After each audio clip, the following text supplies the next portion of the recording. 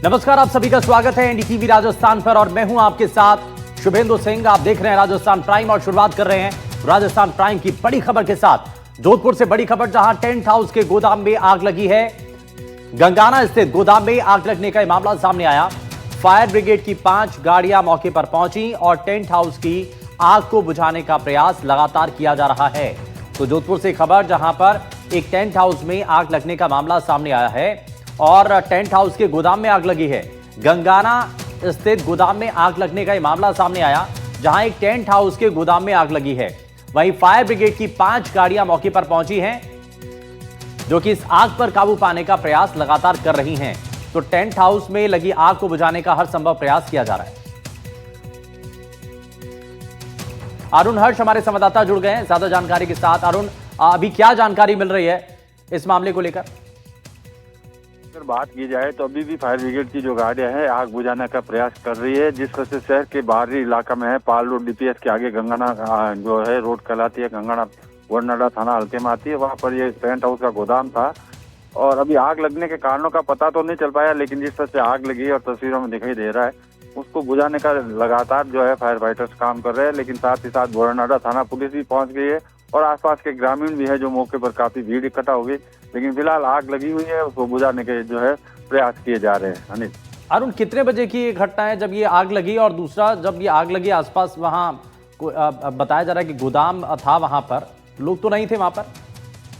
नहीं, अगर बात की जाए तो ये करीब आधा घंटा से पहले की ये घटना है। और जैसे ही जो वहाँ चौकीदार था और पास के लोग थे, उन्होंने फायर ब्रिगेड को सूचना दी और फायर ब्रिगेड की सूचना के साथ ही जो है बासनी से और शास्त्री से 2 गाड़ियां और बोरानाड़ा से 1 गाड़ी, यानी कि 5 गाड़ियां एक साथ रवाना हुई और मौके पर पहुंच चुकी है। आग बुझाने का प्रयास कर रहे हैं, लेकिन अभी कोई जनहानि नहीं हुई। और ये गनीमत रही कि लोग, जो चौकीदार था वो भी बाहर था, लेकिन जैसे ही आग लगी उसने तुरंत अपने मालिक को भी सूचना दी और पुलिस को भी सूचना दी, जिसके कारण से जो कह सकते हैं कि समय रहते फायर ब्रिगेड की गाड़ियां मौके पर पहुंच चुकी है और आग बुझाने का प्रयास कर रही है। तो आग बुझाने का संभव प्रयास किया जा रहा है। गंगाना स्थित गोदाम में आग लगने का मामला सामने आया, जहां टेंट हाउस के गोदाम में आग लगी है। फायर ब्रिगेड की 5 गाड़ियां बताया जा रहा है, जो कि इस वक्त मौके पर हैं और आग बुझाने का हर संभव प्रयास किया जा रहा है। कारण क्या रहे हैं वो हालांकि अभी तक साफ नहीं हो पाया। लेकिन अरुण, और इससे जुड़ी क्या जानकारी है? वहां पर जब सबसे पहले देखा गया कि आग लगी है, क्योंकि आग बताया जा रहा है कि बहुत तेजी के साथ बढ़ती चली गई, तो कहां तक पहुंची है? क्या इस पूरी इमारत को या गोदाम को अपनी चपेट में ले लिया? बिल्कुल, अगर बात की जाए तो जो गोदाम में रखे हुए थे टेंट हाउस के सामान, और आपको पता है कि जिस तरह से जो टेंट हाउस के सजावट के सामान होते हैं, जो प्लास्टिक से जुड़े हुए भी होते हैं और साथ ही साथ लकड़ी के जो पोल होते हैं, इस कारण से ये आग ज्यादा फैल गई। और फाइबर सीटों से जो आर्टिकल बने होते हैं, इस कारण से आग पूरे गोदाम में फैल चुकी है। हालांकि गनीमत यह है कि आग आगे नहीं फैले, जिसके लिए जैसे पहली फायर ब्रिगेड पहुंची उसने पास की बिल्डिंग को सिक्योर किया है और दूसरी जो गाड़ियां पहुंची वो गोदाम को बुझाने में जुटी हुई है। पुलिस वहां मशक्कत कर रही है, लोगों को भी हटाया जा रहा है और साथ ही साथ आग बुझाने के प्रयास भी किए जा रहे हैं। तस्वीर भी सामने आ गई है इसमें अरुण, और ये दिखाई दे रहा है कि आग बहुत ज्यादा भीषण लगी है। और आग क्योंकि इस पूरे हिस्से को अपनी चपेट में ले लेती है और गोदाम में बहुत भीषण आग लगने का ये मामला जब तस्वीरों के जरिए सामने आया है, और इसमें क्योंकि दिखाई भी दे रहा है कि जो फायर ब्रिगेड की टीम है वो भी मौके पर पहुंची और आग पर काबू पाने के लिए हर संभव प्रयास किए जा रहे हैं। लेकिन कारण क्या रहे हैं वो अभी तक साफ नहीं हो पाए।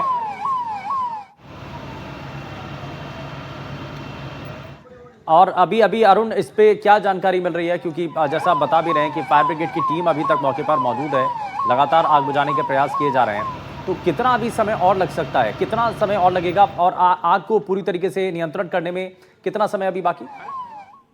देखिए अनिल, अगर बात की जाए तो जिस तरह से जो है आग बुझाने में कम से कम 2 से 3 घंटे लग सकते हैं। और जिस तरह से फायर ब्रिगेड लगातार 5 गाड़ियां जो है मौके के लिए रवाना हुई थी, और जो आप तस्वीरों में देख रहे हैं फायर ब्रिगेड पहुंच भी चुकी है। और जिस तरह से जो सूचना आ रही है उसके अनुसार ये बताया जा रहा है कि पूरे गोदाम में आग फैली हुई है, उसको बुझाने के प्रयास लगातार जो है फायर ब्रिगेड के जो है कर्मचारी कर रहे हैं। लेकिन साथ ही साथ जो है अन्य फायर ब्रिगेड को भी रवाना करने के लिए जो है महापौर ने निर्देश दिए है। तो कह सकते हैं अभी फायर ब्रिगेड की गाड़ियां और भी रवाना हो रही है, जो मौके पर पहुंच रही है और नुकसान को रोकने में प्रयास कर रही है। लेकिन सबसे बड़ी बात यह है, दीपावली की सीजन आते ही आप देखिए लगातार आज दूसरा दिन है जोधपुर में दूसरी आग लग चुकी है। कल भी जिस तरह से रंग सागर में लगी थी आग, पूरी रात करीब 8 घंटे तक जो है फायर फाइटर्स आग बुझाने में जुटे रहे थे। और बात अगर आज की जाए तो अब से आधे घंटे पहले ये आग लगी है और जैसे ही आग लगी फायर ब्रिगेड की गाड़ी मौके पर पहुंची और आग बुझाने का प्रयास लगातार कर रही है। अनिल, अच्छा अरुण, कल हम भी देख रहे थे या जैसा आप रिपोर्ट भी पहुंचा रहे थे कि रंग सागर में जब ये आग लगती, क्योंकि ये आसपास रेजिडेंशियल जो रिहायशी इलाका था उसके बीच में कमर्शियल बिल्डिंग वहां पर बनी हुई थी, जिसको लेकर के सवाल थे। लेकिन त्योहार से ठीक पहले लगातार कई अभी तक आग की घटनाएं ऐसे आगजनी की सामने आ चुकी हैं, ये अपने आप में बड़े सवाल खड़े करती हैं।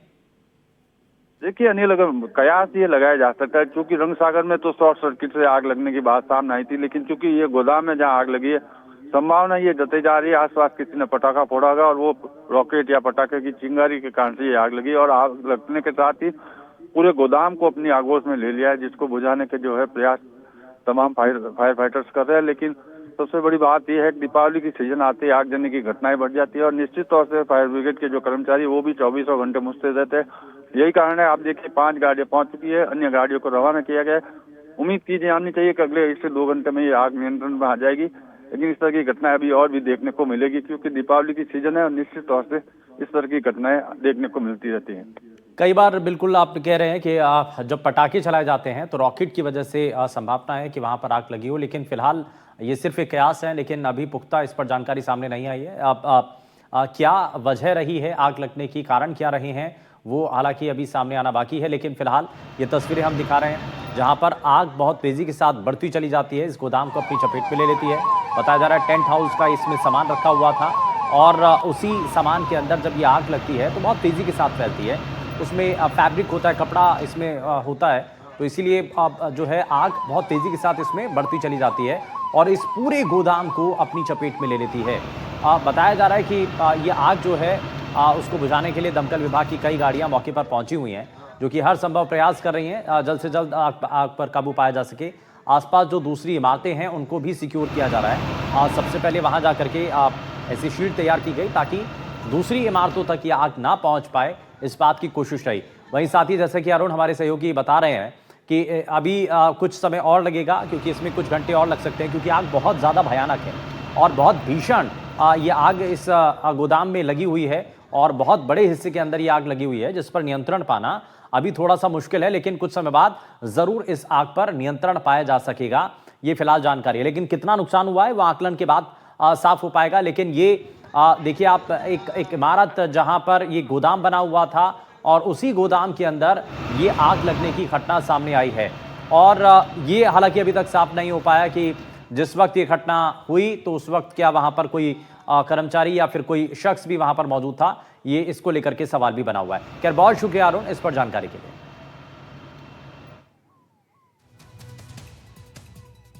और सीकर से बड़ी खबर है, जहां आरएलपी कार्यकर्ता पर जानलेवा हमला हुआ है।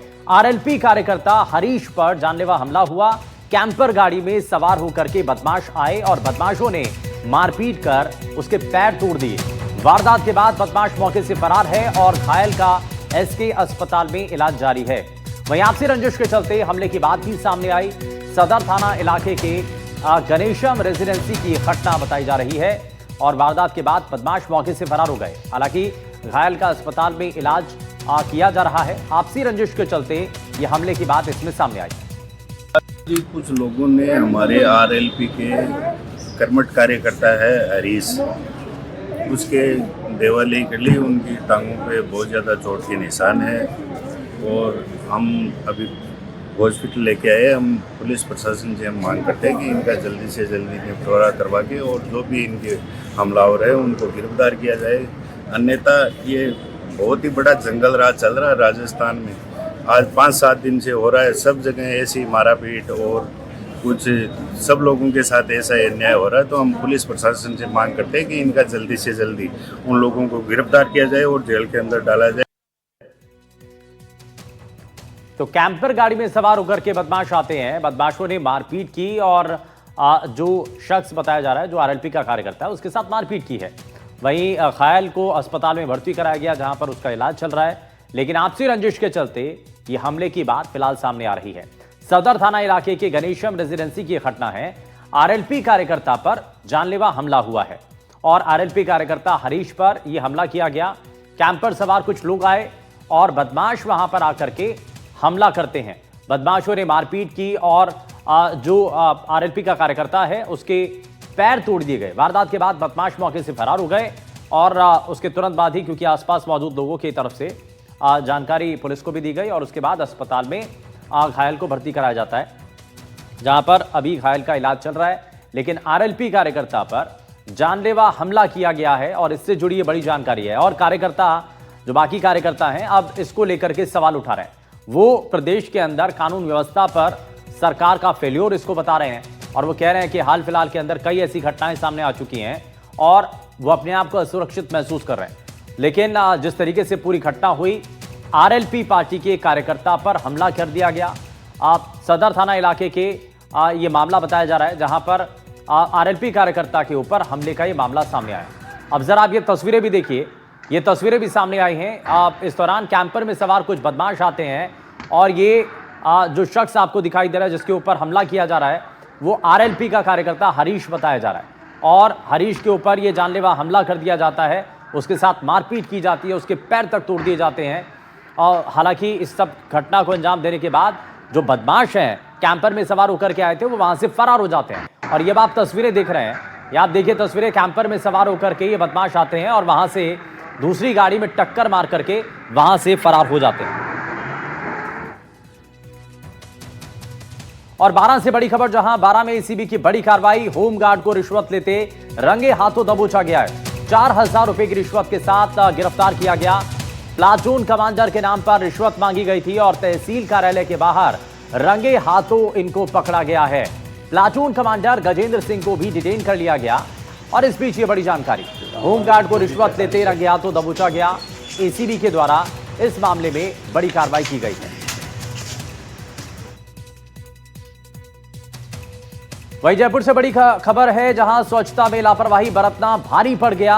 ग्राम विकास अधिकारी पर गाज गिरी है। खैराबाद वीडियो संदीप मीना पर एपीओ की कार्रवाई की गई है। खंड विकास अधिकारी ने इस पर आदेश जारी कर दिए हैं।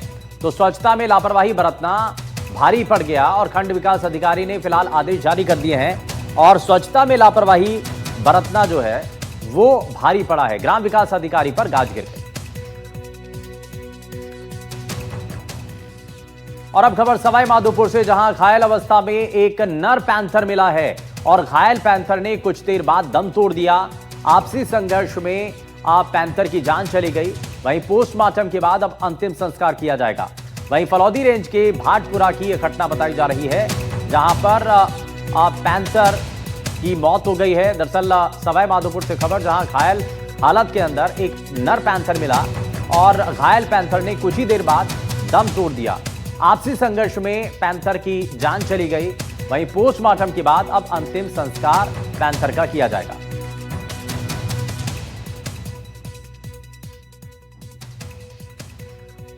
वहीं 12 के अंतः विधानसभा उपचुनाव में बीजेपी ने भी अपना प्रत्याशी मैदान में उतार दिया है।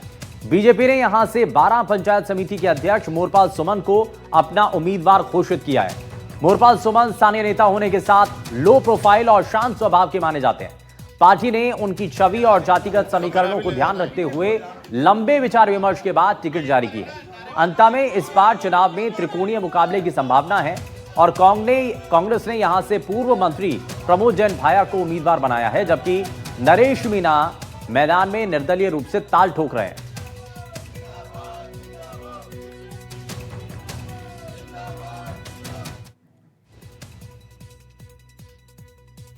वहीं दौसा में आत्मनिर्भर भारत संकल्प अभियान के तहत केंद्रीय मंत्री गजेंद्र सिंह शेखावत पहुंचे, जहां कार्यकर्ताओं ने उनका जोरदार स्वागत किया।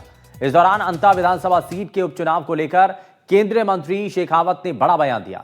गजेंद्र सिंह शेखावत ने कहा है कि लिख कर लीजिए कि अंता विधानसभा उपचुनाव में भारतीय जनता पार्टी प्रचंड बहुमत से विजय हासिल करेगी।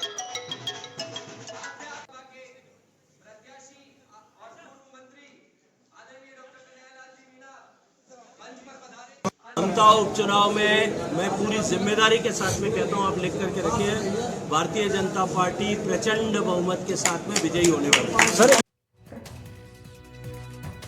और अंता विधानसभा सीट पर एक लंबे विचार विमर्श के बाद भारतीय जनता पार्टी ने भी अपना कैंडिडेट घोषित कर दिया है। जरा अंता का महामुकाबला क्या है, जरा वो आपको ग्राफिक्स के जरिए दिखाते हैं। और अब आप जरा ये देखेंगे यहां पर कि कैसे ये पूरा चक्रव्यूह यहां पर दिखाई दे रहा है और अंता में जो महामुकाबला है किस तरीके से दिखाई दे रहा है। दरअसल इसमें भारतीय जनता पार्टी में लगातार मंथन के बाद मोरपाल सुमन के नाम पर मोहर लगी है और यहां पर आप ये देख रहे हैं कि ये वो चेहरे हैं जो कि इस चुनाव को त्रिकोणीय बना रहे हैं। दूसरा, क्योंकि कांग्रेस पार्टी की तरफ से प्रमोद जैन भाया का नाम सामने आया। हालांकि कांग्रेस पार्टी से ही टिकट की डिमांड कर रहे नरेश मीणा, जिनको टिकट नहीं मिली, उनकी जगह पर प्रमोद जैन भाया को टिकट दे दी गई, वो अब निर्दलीय चुनावी मैदान में उतर चुके हैं। तो सीट पर बीजेपी ने मोरपाल सुमन को टिकट दी है और मोरपाल सुमन 12 पंचायत समिति के प्रधान हैं। मोरपाल स्थानीय के साथ साथ लो प्रोफाइल नेता बताए जा रहे हैं। जातिगत समीकरण में भी मोरपाल फिट बैठते हैं और लंबे मंथन के बाद मोरपाल के नाम पर मोहर लगी है। वहीं कांग्रेस ने प्रमोद जैन भाया को चुनावी मैदान में उतारा है, प्रत्याशी बनाया है और नरेश मीणा निर्दलीय चुनाव लड़ रहे हैं।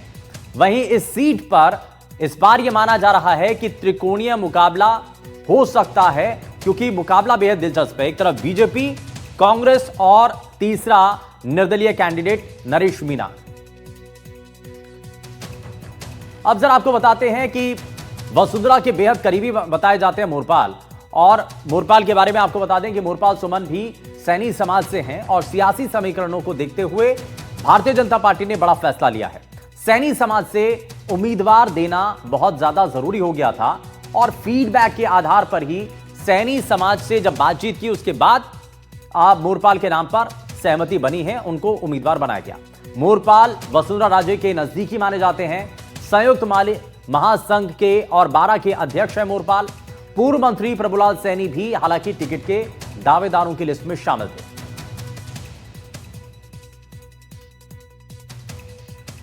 तो अब आपको बताएंगे कि कैसे पिछले जो चुनाव रहे हैं, उनके जो चुनावी परिणाम हैं क्या रहे हैं, कैसे रहे हैं, जरा वो आपको बताते हैं। और 2013 के चुनाव के बारे में जरा सबसे पहले आपको ग्राफिक्स के जरिए दिखाते हैं।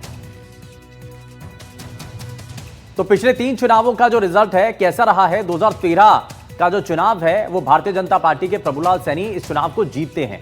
अब जरा आप ये देखिए, एक तरफ कांग्रेस है और दूसरी तरफ आप देखेंगे कि बीजेपी है। दरअसल भारतीय जनता पार्टी के जो प्रत्याशी रहे हैं उनको 69,960 वोट मिले और 48.84% उनको वोट शेयर मिला है। और आप दूसरी तरफ देखेंगे कांग्रेस पार्टी के जो प्रत्याशी रहे 2013 के चुनाव में, वो रहे प्रमोद जैन भाया, जिनको 66,561 वोट मिले हैं और वोट शेयर जो है उनका इसमें रहा है। वहीं दूसरी तरफ जीत हार का जो अंतर था वो 3,399 वोटों का रहा है। और पिछले 3 चुनाव का जो रिजल्ट है वो आपको बता रहे हैं, लेकिन 2013 का हमने आपको ये समीकरण रखा है आपके सामने। लेकिन अब जरा आगे बढ़ते हैं और इसके बाद आपको 2018 चुनाव के जो परिणाम रहे वो क्या रहे हैं वो आपको जरा दिखाते हैं। यहां पर भी आप देखेंगे कि प्रभुलाल सैनी जो कि भारतीय जनता पार्टी से मैदान में उतरे, जिनको 63,097 वोट मिले, 37.73% उनका ये वोट शेयर रहा है। वहीं आप दूसरी तरफ देखेंगे आप कांग्रेस पार्टी से प्रमोद जैन भाया को चुनावी मैदान में उतारा गया और उनको इस चुनाव के अंदर 97,160 वोट मिले हैं। और वोट शेयर की बात करें तो 58.09% उनका वोट शेयर रहा 2018 के चुनाव में। और 2018 के चुनाव में कांग्रेस पार्टी के प्रमोद जैन भाया जीते और 34,063 वोटों के अंतर से उनको ये जीत मिलती है। तो अपने आप में ये बड़ी जीत थी। अब जरा आगे बढ़ते हैं, आपको जरा बताते हैं कि 2023 यानी कि इससे पिछला जो चुनाव था विधानसभा का, उसमें क्या परिणाम रहे। दरअसल इस चुनाव के अंदर भारतीय जनता पार्टी के प्रभुलाल सैनी को जीत मिलती है और इसमें आप देखिए कि प्रभुलाल सैनी जिनको 87,390 वोट मिले, 49.63% उनका 2023 के चुनाव में वोट शेयर रहा। वहीं आप दूसरी तरफ आप देखेंगे प्रमोद जैन भाया जिनको 81,529 वोट मिलते हैं और 46.30% उनका ये वोट शेयर रहता है। और इन दोनों के इस कड़े मुकाबले के अंदर जो जीत हार का अंतर था वो बहुत कम रहा, 5,861 जीत हार का वोटों का अंतर रहा। लेकिन 2023 के चुनाव में बीजेपी के प्रभुलाल सैनी को जीत मिलती है। लेकिन अब 2025 में आकर के इस सीट पर उपचुनाव हो रहा है। वहीं राजस्थान में यूपी मॉडल की तर्ज पर अब एक्शन शुरू हो चुका है। गैंगस्टर और माफिया पर बुलडोजर कार्रवाई की जा रही है। डीडवाना के बाद कोटा में अब पीला पंजा चला और कोटा में ड्रग माफिया की अवैध संपत्ति पर एक्शन लिया गया और इसमें बड़ी कार्रवाई की गई है। आपको बता दें कि माफियाओं के खिलाफ लगातार सरकार जो है जीरो टॉलरेंस की नीति अपना रही है और लगातार कार्रवाई की जा रही है। अब सर आपको दो तस्वीरें दिखा रहे हैं यहां पर। आप देखिए, राजस्थान के अंदर यूपी वाला एक्शन लगातार चल रहा है और राजस्थान में जो बुलडोजर है वो लगातार गरज रहा है। आज कोटा में ड्रग्स माफिया पर पुलिस ने शिकंजा कसा है, जिसकी एक तरफ आप तस्वीरें देख रहे हैं। वहीं शिकंजा जब कसा गया तो ऐसे में वो तस्वीर दिखाई दी है जो लोगों की तरफ से मांग की जाती थी। जैसी कार्रवाई यूपी में होती है वैसी राजस्थान में भी होनी चाहिए और वैसा ही कुछ इस बार भी होता हुआ दिखाई दे रहा है। माफिया के अवैध कारोबार से अर्जित संपत्ति पर बुलडोजर कार्रवाई की गई। वहीं डीडवाना जिले के कुचामन सिटी में कारोबारी रमेश रोलानिया हत्याकांड के बाद बदमाशों की संपत्तियों पर बुलडोजर कार्रवाई शुरू हो चुकी है। इसके तहत 2 दिन पहले लाडनू में गैंगस्टर आनंदपाल सिंह के टॉर्चर हाउस पर पुलिस प्रशासन ने बुलडोजर चला करके उसको गिरा दिया था। वहीं कल आनंदपाल गैंग से जुड़े आरोपी परवेज आलम की 2 संपत्तियों पर पुलिस प्रशासन ने बुलडोजर चलाया। वहीं भजनलाल सरकार की इस कार्रवाई से अब माफियाओं में हड़कंप मच चुका है और माफिया अब डरे सहमे घूम रहे हैं।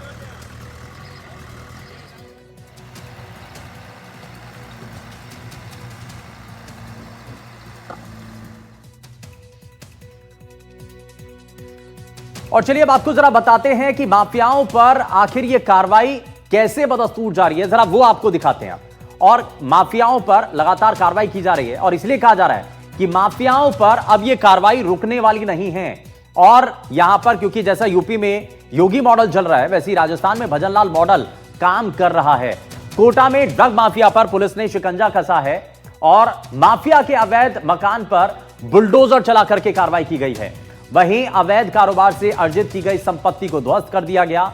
सुल्तानपुर थाना पुलिस ने इस मामले पर बड़ी कार्रवाई को अंजाम दिया। वहीं नगर पालिका की जमीन पर यह मकान बनाया हुआ था जो कि अवैध रूप से था, अपनी दबंगई दिखा रहा था, लेकिन अब यह भजनलाल सरकार का राज है, इसीलिए इसमें बड़ा एक्शन लिया गया है। और जयपुर से बड़ी खबर, जहां एसएमएस अस्पताल में घूसखोरी का मामला है, जहां डॉक्टर मनीष अग्रवाल को सस्पेंड कर दिया गया। एसीबी ने रिश्वत लेते हुए गिरफ्तार किया था और एसीबी ने 1 लाख की रिश्वत लेते हुए डॉक्टर को पकड़ा था। न्यूरो सर्जरी डिपार्टमेंट का एचओडी थे मनीष अग्रवाल और अग्निकांड वाले आईसीयू की भी ये जिम्मेदारी संभाल रहे थे। न्यूरो सर्जरी डिपार्टमेंट के एचओडी और एसएमएस मेडिकल कॉलेज के additional principal doctor Manish Agarwal को 1 लाख रुपए की रिश्वत लेते रंगे हाथों गिरफ्तार किया गया था। डॉक्टर अग्रवाल को ब्रेन सर्जरी में इस्तेमाल होने वाले कॉइल की खरीद के बिल पास करने के एवज में 1 लाख रुपए की रिश्वत लेते हुए ट्रैप कर लिया गया था और यह बड़ी जब जानकारी मिली तो उसके बाद तुरंत कार्रवाई की गई है।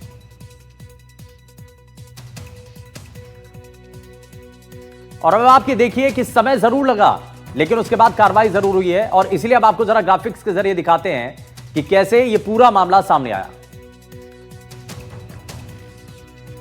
और इसलिए हम कह रहे हैं कि ये जो कार्रवाई है ये 7 दिन के अंदर डॉक्टर साहब जो हैं वो नाप दिए गए, यानी कि 7 दिन के अंदर डॉक्टर साहब के ऊपर ये बड़ी कार्रवाई की गई है। दरअसल एसएमएस कॉलेज मामले के अंदर ये प्रशासन के द्वारा बड़ी कार्रवाई की गई है और इसमें बड़ा एक्शन लिया गया है। डॉक्टर मनीष अग्रवाल को 7 दिन के बाद सस्पेंड कर दिया गया है। कार्मिक विभाग ने निलंबन के आदेश दे दिए हैं और साथ ही senior professor neuro surgery department और अतिरिक्त प्रिंसिपल दोनों पदों से उनको निलंबित कर दिया गया है। वहीं एसीबी ने 9 अक्टूबर को दरअसल डॉक्टर को गिरफ्तार किया था और आरोप यह भी है कि बिल पास करने के एवज में उन्होंने रिश्वत मांगी थी, जिसको लेकर के यह कार्रवाई की गई है। 1 लाख की रिश्वत लेते हुए डॉक्टर को ट्रैप कर लिया गया था और एसीबी को शक है कि इसमें और भी लोग शामिल हो सकते हैं, यानी कि नेटवर्क और भी बड़ा हो सकता है। और इस मामले को लेकर के एसीबी की टीम अभी भी गहनता के साथ पूछताछ कर रही है और माना जा रहा है कि कुछ और लोग भी इसमें शामिल हो सकते हैं। और राजस्थान प्राइम में आज के लिए बस इतना ही, लेकिन तमाम बड़ी खबरों को जानने के लिए बने रहिए एनडीटीवी राजस्थान के साथ। नमस्कार।